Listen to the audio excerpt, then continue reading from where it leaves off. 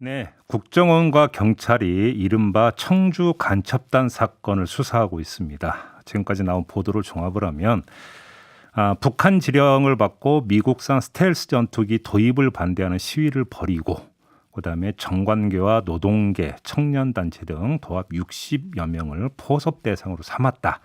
이런 내용인데요. 수사 대상은 4명, 이 가운데 3명이 구속이 됐습니다. 자, 이 이른바 청주 간첩단 사건 어떻게 봐야 할지 좀 궁금한데요. 이 지역에서 이들의 행적을 지속적으로 취재해온 기자가 한 분이 계십니다.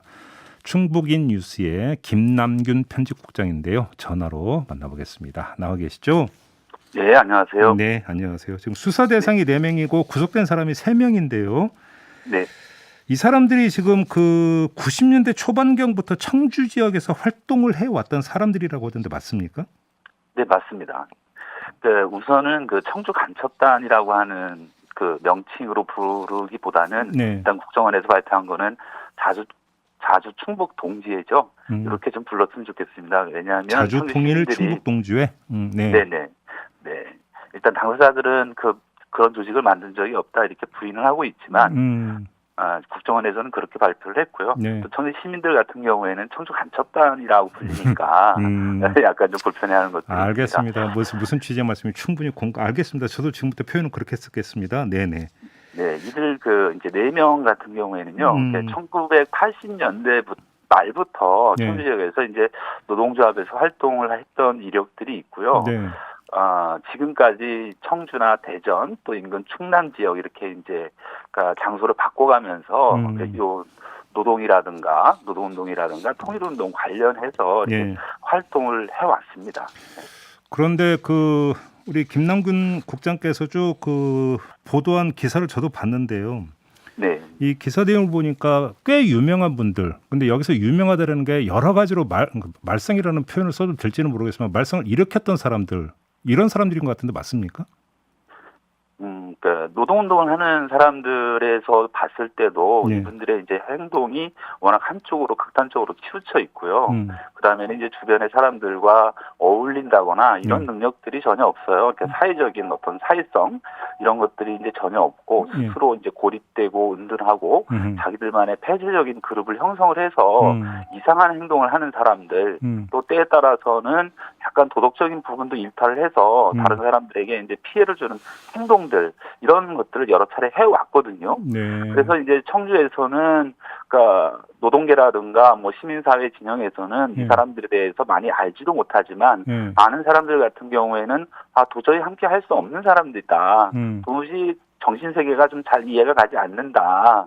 또 저 사람들이 직업이 뚜렷하게 이제 없기 때문에 도대체 생계는 어떤 방식으로 이어가고 있을까 딱하다 이런 평들이 좀 많았어요. 근데 지금 60명을 포섭 대상으로 삼았다는 거잖아요. 근데 그러면 이런 사람들 어떻게 포섭을 합니까? 한마디로 이제 이 얘기가 나오면 다 이렇게 웃죠. 그러니까 뭐 예를 들어서 이제 설명을 한다면 이번에 이제 북한의 지령 중에서 충북 지역에 있는 대기업 노조를 장악해라라던가 간호사를 조직해라 여러 가지 이제 지령을 받았다고 하는데 하다못해 이제 민주노총에도 가입이 거부당해요. 그래서 그러니까 이분들 같은 경우에는 과거 노동조합 할 때 분란만 일으켰기 때문에 이분들이 이제 들어왔을 경우에는 갈등이 이제 우려된다 해서 이제 조합 가입을 거부를 하거든요. 그러니까 한 2년 정도를 갖다가 이제 소송을 해서 소송에서 이겨요. 노동조합 조합원치 자격에 이제 이걸 제기해서 이겨서 복귀를 했는데 거기 이제 복귀를 해서 조합이 됐으면 열심히 활동을 하면 되는데 그게 아니라 조합비 3,000원을 내지 않아서 제명이 되거든요. 그러니까 활동할 의지도 있었고 또 포섭을 당할 그런 사람도 없었던 거고요. 그 다음에는 진보정당 같은 경우에는 여기에 가서 당을 장악을 해라. 그 다음에 당내 당을 만들고 누구누구를 포섭해라. 이렇게까지 했는데 그 당에서도 각종 분란을 일으켜서 징계를 받고 일부는 탈당을 합니다. 그런데 더 웃긴 거는 뭐냐면 포섭 대상자로 이제 지목이 된 사람이 있어요. 그러니까 이분을 상대로 해서 이제 소송까지 냅니다. 자기네들이 너 때문에 피해를 입었어. 정신적인 피해를 입었어 보상해줘라고 하는 소송을 내거든요. 포섭 대상을 상대로 소송을 냈다는 말씀이세요? 네. 그래서 이제 뭐 이런 보도도 나오고 있지 않습니까? 그러니까 북한에서 이 사람들의 활동이 그러니까 너네들이 형식에 치중해서 성과를 못 낸다. 우선 사람들에게 속내를 터놓을 수 있을 정도로 인간적으로 접근을 해라. 이렇게까지 지령이 왔다고 하는데 사실은 그 사람을 상대로 해서 거꾸로 소송까지 내요. 그 소송이 올해 5월까지 이제 진행이 됐었는데 한마디로 포섭될 대상도 없었고 또 포섭할 의지도 있었나라고 하는 저는 의구심을 갖고 있습니다. 스텔스기 도입 반대 시위는 어떤 식으로 했던 거예요? 그러니까 이분들이 활동을 했었던 거는 그러니까 저도 이제 쭉 살펴봤는데 1인 시위 이상의 행동들이 없어요. 그리고 길거리에 이제 현수막을 내건다거나 아니면 전국에 있는 단체라든가 인사들에게 개별적으로 메일을 보낸다거나 함께하자라고 하는 이제 제안서를 돌린다거나 그게 전부였어요. 그러니까 사실은 되게 이제 보잘것도 없었고 확장력도 없었고 또 이 사람들의 말을 듣고 그것에 동참하는 사람들 제가 취재한 바로는 전혀 없다는 거예요. 그러니까 그래서 한쪽에서는 뭐 이런 사람들이 무슨 간첩이냐 이렇게 이야기를 하긴 하지만 근데 일단 법원이 구속영장을 발부를 했다는 것은 범죄 소명이 어느 정도는 됐기 때문이라고 봐야 되는 거고 그 소명된 내용에 보면 지금 USB가 지금 확보가 됐다는 거 아닙니까? 여기에 북한 지령이 담겨 있다는 건데 이건 어떻게 봐야 되는 겁니까? 그러니까 북한 지령이 이제 구체적으로 이렇게 어떠한 지령을 받았다 이렇게 세세하게 이제 지금 공표가 되고 있거든요. 그래서 이런 부분들 같은 경우에는 그 당사자들은 전혀 그 날조되고 조작된 거다 이렇게 주장을 하고 있습니다. 그럼 USB가 자기들 것이 아니라고 하는 주장인가요? 그러면? 그거는 아니고요. 그 안에 있는 내용이 이제 날조가 조작이 됐을 가능성도 있고, 그 다음에는 그 USB에 담긴 내용이 과연 그러면은 북과 주고받았다고 그런다면 그 해외에서 그 메일을 주고받은 이 이제 서버가 나와야 되는데 그런 게 전혀 없지 않냐. 수신자와 발신자가 없다. 확인되지 않았고 증거로 제출되지 않았다라고 이제 주장을 하는 것 같아요. 근데 공작금 얘기도 나왔잖아요. 공작금. 지금 이제 공작금과 관련해서 그 지역의 평언이 이렇습니다. 뭐냐면 저분들이 만약에 북한에서 실제로 이제 공작금을 수령했을 가능성도 있다.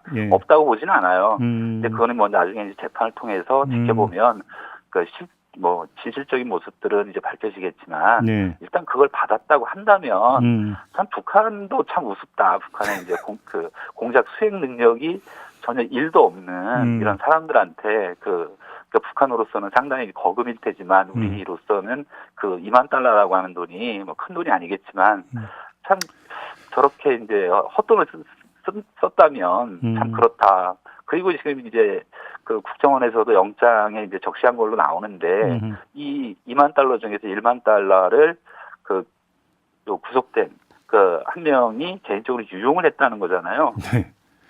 그러니까 공작금까지 유용했을 정도의 사람이라면 알겠습니다. 그런 사람들한테 공작금을 주고 또 어떤 지령에 따른 그 과업에 대한 수행 능력이 전혀 없는 사람들한테 저런 사람들을 삼아서 그 어떤 공작을 펼쳤다면 북한의 이제 대남 공적 부사의 능력, 실력 이런 것도 형편없는 거 아니냐 뭐 이런 얘기가 좀 나오고 있습니다. 근데 지금 또 한편으로 이게 이제 정치적 논란을 빚고 있는 게 2017년 대선에서 문재인 후보 캠프 특보로 활동을 했다라는 바로 이 점이 이제 나왔던 부분인데 이건 어떻게 되는 거예요? 근데 또 나중에 또 그러니까 탄핵 뭐 주장을 했다 이런 주장도 있던 또 보도도 있던데.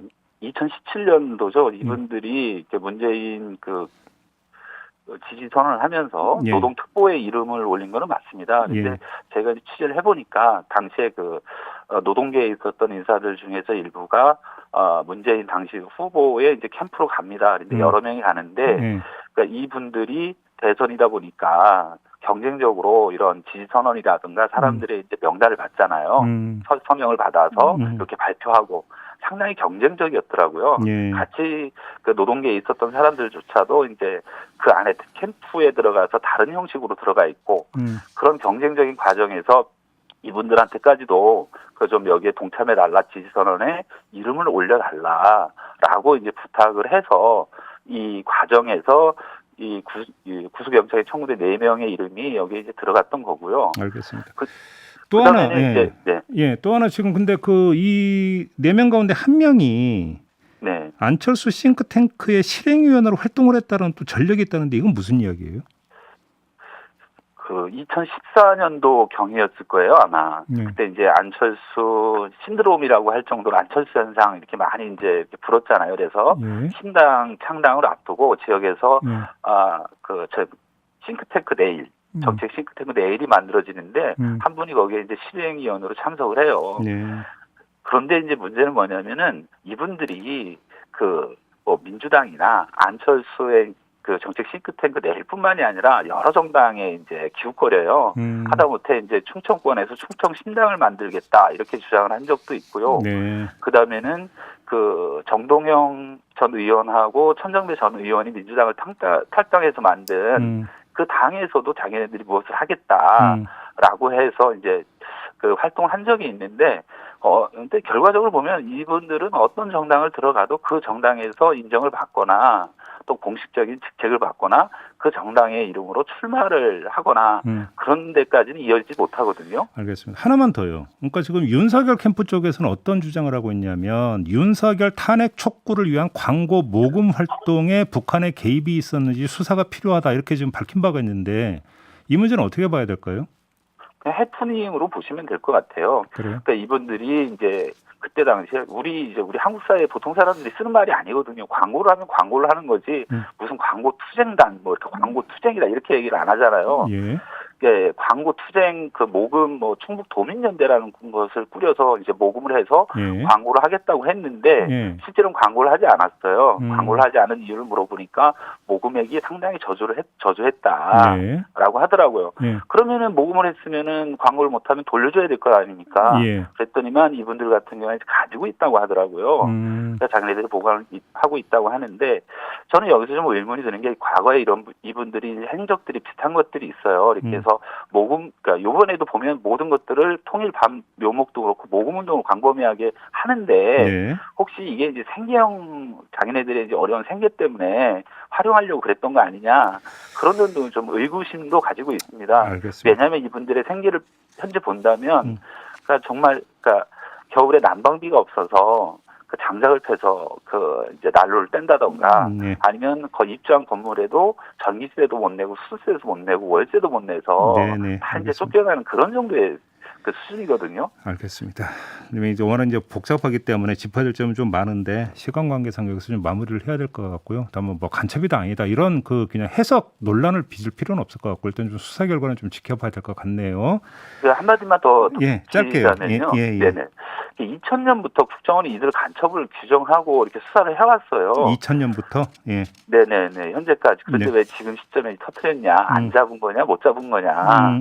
이런 부분들도 한번 그 좀 맥락을 가지고 살펴봐야 될 것 같습니다. 혹시 이제 그 좀 더 들여다볼 부분이 필요하다면 저희가 다시 한번 인터뷰에 모시도록 하겠고요. 오늘은 여기서 마무리할게요. 고맙습니다. 네, 감사합니다. 네, 지금까지 충북인 뉴스의 김남균 편집국장이었습니다.